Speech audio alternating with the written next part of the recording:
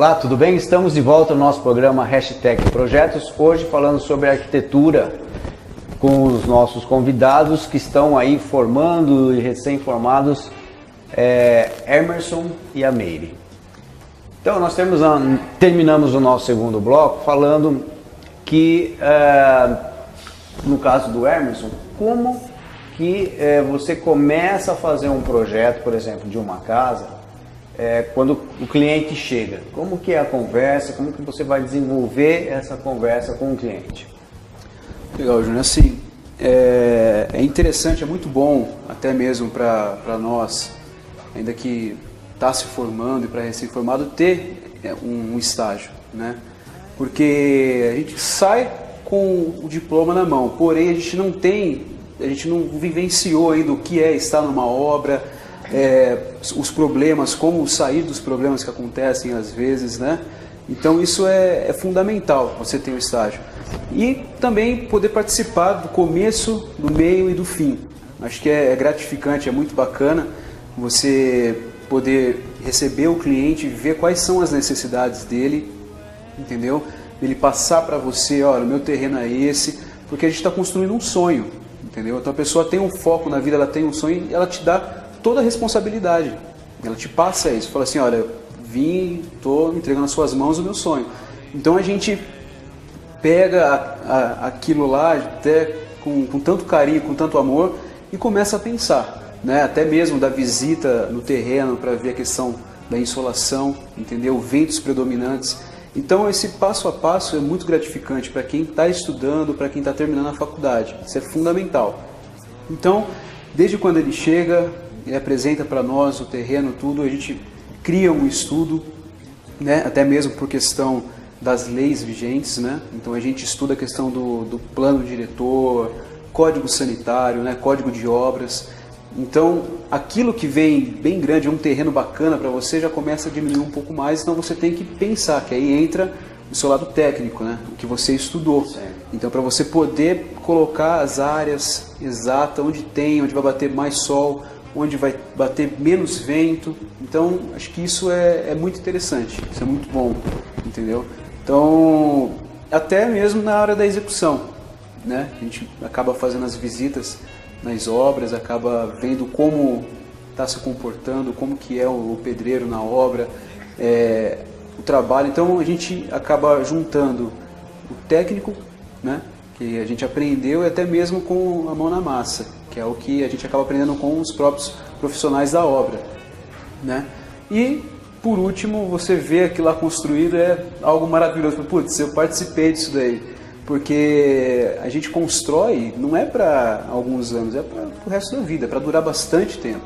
E assim a gente espera, né? Por isso que a gente procura um bom engenheiro para até o estágio, né? Para nós aí que estamos no início, o estágio acho que é importante também até para a gente poder enxergar os erros e os acertos, né? Acho que isso para levar para a profissão também, exato, né? É uma oportunidade de vocês perguntarem, né? De vocês serem orientados. Isso, da gente poder depois andar com as próprias pernas. A gente vem com as dúvidas, né? Acho que é normal, acho que é interessante essa troca, né? Então a gente tem as nossas dúvidas, a gente tem as limitações ainda, que com o tempo a gente vai aprendendo. É sempre um copo pela metade. Isso que é bacana. Bom, é bem por aí mesmo, né? Então quando você pega o cliente, normalmente assim, para ser uma coisa, uma informação assim, um pouco mais clara, você pergunta, por exemplo, quantas vagas de garagem ele quer, quantos quartos, se ele quer uma suíte, se ele quer um closet. E tudo isso, claro, você depois vai pensar, vai trabalhar, exato, e vai tentar, né, adequar ao terreno. Exato. Porque muitas vezes eu sei, a gente, né, tem experiência nisso, que às vezes a pessoa quer alguma coisa impossível, né? Às vezes quer 4 quartos num terreninho de 5 por 25. Exato. Então, também é uma obrigação do profissional a mostrar, né, das possibilidades que podem ser feitas dentro daquele terreno. Às vezes um terreno muito inclinado, né, com uma caída. Então você tem que saber utilizar da forma mais barata possível. A gente acaba até faz um checklist, na verdade, né? Checklist. Então a gente vê o plano de necessidade, a gente cria um plano de necessidades e vê quais são as prioridades do cliente, né? Então, o dever nosso como arquiteto e engenheiro passar para o cliente que às vezes não tem o conhecimento da engenharia, da arquitetura, passar para ele o que é mais saudável para ele. Então, às vezes ele vem, exatamente, para o proprietário. Por quê? Às vezes ele vem com alguma coisa na cabeça que não é possível construir. Entendeu? Então, ou que vai ficar até muito mais caro do que ele imagina, exatamente, né? Às vezes acaba... É uma orientação, Exato, né? Então a gente procura passar, né, para o cliente. E acho que é isso que é legal, o estágio faz nós aí, com menos experiência, aprender com o profissional, o nosso arquiteto ali, ou engenheiro, passar pra gente o que é mais caro, o que é mais em conta, ou o que é mais rápido de construir, ou mais lento, né? Exato. Tudo dentro da necessidade do cliente, né? Então, basicamente, é isso, né? Acho que o estágio ele é fundamental pro arquiteto ou então pro engenheiro, porque é um aprendizado fora, entendeu? Não é a faculdade, é a teoria, né? Eu acho que te dá muita bagagem, mas nada como a prática, né? A prática acho que ajuda demais, assim, a saber se você está no caminho certo mesmo. Então... Depende, a gente aprende muito tanto com o profissional da prática. Quer dizer que às vezes você pensa de uma forma, às vezes está certo você, só que tem aquela forma, tem aquela a inteligência da pessoa, né? Então a pessoa vai lá e passa para a pessoa, não, é por causa disso, então é interessante. É uma parte para você, que você pode até mesmo errar, entre aspas, porque, querendo ou não, você está aprendendo, é um estágio, entendeu? Então você vai... porque mesmo que você errar, sempre tem por trás exatamente um profissional, vamos dizer, né? Um engenheiro, um arquiteto que já está responsável, porque você ainda não é o responsável. Exatamente. Então se você errar, o engenheiro, o arquiteto, ele vai corrigir aqui, sai ali, né? O projeto, vamos dizer, assinado depois por esse responsável, de forma correta. Exato. Então ela é feita em parceria mesmo. Exato. Né? Você é livre, né? Desenvolve. Acho que vem um pouquinho das novas tecnologias, né? O que a gente está aprendendo na faculdade e consegue aplicar no dia a dia, né? E passar aquele pente fino, né? Porque o dia a dia nada não é igual à teoria, né? Sempre tem alguma coisinha ou outra que vai atrapalhar ali no meio do caminho. Quer colocar um vão, né? Um vão de 10 metros. Não, um vão ali sem nenhum pilar ali. Deixa... O estágio ajuda você a colocar os pés no chão, acho. Né? Também, Mas o arquiteto é bom, que eu já falando assim com um engenheiro formado já há uns 30 anos, né? E com pessoas que estão começando na arquitetura, que muitas vezes é um desafio mesmo vocês fazerem, né, o que nem você falou, um vão muito grande sem pilar nenhum, porque para o engenheiro colocar um pilar no cálculo matemático é ótimo, ter um pilar que você divide as cargas e você vai ter um apoio ali. Agora, quando você não tem, você tem que fazer um cálculo muito bem feito para não exagerar, não fazer uma viga enorme, gastar ferros à toa. Então você faz um cálculo e é sempre um desafio, porque você vai fazer aquele projeto que foi criado por um arquiteto, que tem o conhecimento, que por isso que é importante o conhecimento teórico mesmo da faculdade, não é só o prático. Né? Porque o prático muitas vezes ele faz e não sabe por que ele está fazendo. Ele até pode ter o dom, mas ele faz aquilo e às vezes ele erra justamente por não ter o conhecimento da história, das coisas. Então às vezes ele não sabe por quê e às vezes ele acha, se ele fez aqui assim, então ali ele vai fazer a mesma coisa. E às vezes por um detalhe ou outro existe uma diferença e ele acaba, vamos dizer, copiando uma coisa que não se deve copiar. Né? Então vocês não têm esse conhecimento, vocês vão perceber que com o tempo vocês vão saber que às vezes você usou uma forma, né, um volume numa obra que ficou bom num local, mas que no outro, aí entra aquilo que você falou, né, a parte do sol, a ventilação, né? Então às vezes um prático ele ficou bonito lá, ele faz aquele mesmo projeto num outro lugar, só que mudou de posição, o sol bate num outro canto, né? E ele não observa isso. Vocês que têm a teoria, têm a faculdade, Vocês, com certeza, é um exemplo pequeno, mas aí mostra o que, né, como várias outras coisas podem ocorrer. Então é fundamental esse estudo, né, essa prática, com o dom que vocês têm. Não é à toa os 5 anos, né? Não são à Não toa, são né? à Os toa. 5 anos. Não são à toa. É interessante também, o cliente às vezes acaba achando, eu quero essa casa igual a essa casa. Aí a gente para e pega, não, beleza, a gente vai fazer uma casa mais bonita que essa. Você cria um acordo, você faz um acordo com o cliente de superar aquilo que ele trouxe, porque é uma identidade, cada casa tem sua Em identidade. 30 anos eu nunca copiei projeto. Então, a gente pode, já aconteceu muito de clientes vir através de outros, ou através de que viu um projeto que gostou, mas a gente sempre acaba dando um toque, né, que adequar, diferenciado e adequado. Muitas vezes é isso, a localização que muda, por exemplo, o lado do sol. E internamente cada família tem uma forma de conviver, né? Tem uma quantidade, sei lá, às vezes de filhos, de Fluxograma familiar, é totalmente diferente. né? Tem, por exemplo, em Jaú tem muitas famílias de descendência italiana que quando chega a visita ou chegam os parentes, eles vão para a cozinha. Então tem aquela cozinha grande.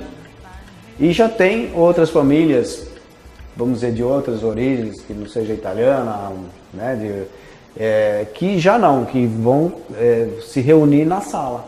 Então, querem salas grandes e cozinhas pequenas. Então, é o costume de cada família. Então, por isso o arquiteto realmente, ele não pode, da cabeça dele, fazer do jeito que ele quer, sem conhecer como funciona o cliente, né? Então, você se reúne aonde? Quando você na cozinha? Ah, tá, então vamos fazer uma bela numa cozinha. E claro, com a modernidade também vem, às vezes, o modismo e também, não só o modismo, como também, por exemplo, culturalmente nós estamos deixando cada vez mais de ter uma empregada doméstica. Nós mesmos estamos participando e fazendo, por exemplo, nossas refeições, mesmo quando chamamos amigos para ir em casa. Então surgiu o espaço gourmet. Né? Antigamente nós tínhamos a edícula, que era fora, né? Fora. E hoje nós está integrado, então quer dizer, essa reunião de se cozinhar junto com os visitantes, né? Até mesmo os visitantes virem na casa da gente para também ajudar a fazer a refeição, por exemplo. Né? Exato.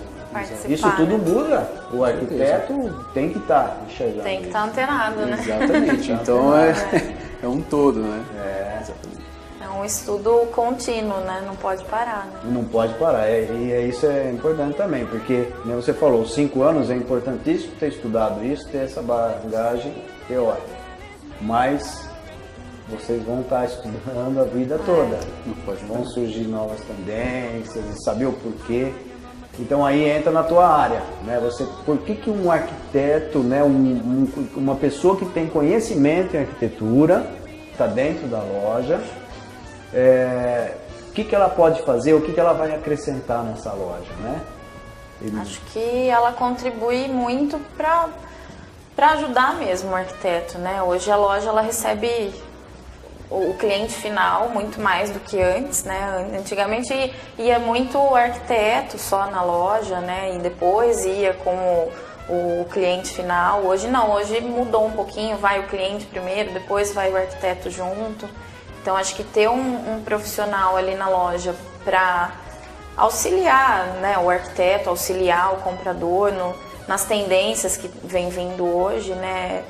Hoje, por exemplo, o arquiteto chega e tem um mundo enorme ali de revestimentos e produtos, então acho que nós ali como estudantes ou como agora dentro do mercado conhecendo os produtos, fica mais fácil de ajudar o arquiteto a pôr em prática tudo que ele projetou com o cliente ali, né? A hora que ele fez o checklist ali com o cliente, o projetando, às vezes acho que eu imagino que a hora que você está projetando uma casa, você já deve estar imaginando o que você vai colocar na fachada, o revestimento que você vai estar colocando. Então, às vezes você chega na loja, ter esse auxílio, né, de uma pessoa que consiga falar a mesma linguagem, né, da arquitetura, de um espaço gourmet, por exemplo, que tem tantas coisas hoje que você pode usar e ter isso mais explícito, né? A hora que o arquiteto vai, você conseguir explicar melhor as texturas, né, o que é adequado, o que não é. Isso ajuda muito. Acho que hoje a loja, principalmente a loja que eu tô hoje, isso ajuda bastante. Acho que é um ponto positivo aí para ajudar os profissionais da área mesmo. É bom mesmo, porque você acaba às vezes indo e falando de algum detalhe, né, que às vezes não conhece um arquiteto que está dentro. Eu quero a cor flor de lis, eu quero, sabe, uma cor totalmente açúcar cristal. Então, às vezes, por estar já na área, estar mais antenado, às vezes ele acaba facilitando mesmo o profissional. Então, acaba agregando. É isso mesmo. A gente percebe que a importância, e por exemplo, né, o Mírio, o Fernando, tendo casa de materiais de construção, como outras casas também têm, o profissional do conhecimento de arquitetura, principalmente porque esse profissional, como a gente comentou no começo do programa, é um especialista. É um especialista que está dentro da loja com o conhecimento das tendências, né, dos modelos, do que está se saindo, por exemplo, na Europa, em Roma, por que essa textura, por que esse desenho, por que essas cores. Então, ela vem somar com o arquiteto do projeto. Então, muitas vezes a pessoa acredita assim que talvez tendo o arquiteto da loja vai substituir um outro arquiteto. Não. O arquiteto da loja é um especialista, um conhecedor daqueles materiais que tem na loja, das tendências, que vai então colaborar e ajudar o cliente e somar com o arquiteto que fez o projeto da construção, né? O projeto da obra.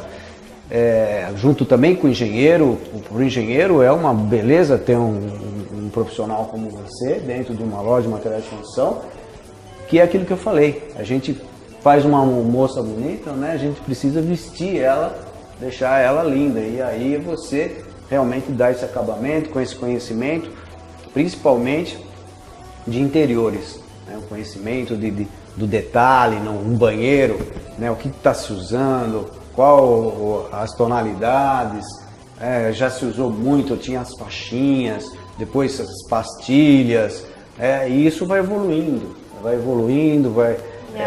porcelanato, né, um material novo. E isso, o engenheiro, como ele tem um monte de outras tarefas para fazer, o próprio arquiteto, que é o projetista também, ele não vai acompanhar isso, então ele precisa de um especialista como a Meire, que é de fundamental, e a gente está contente de ter você como parceira por causa disso. Você valoriza muito os nossos projetos.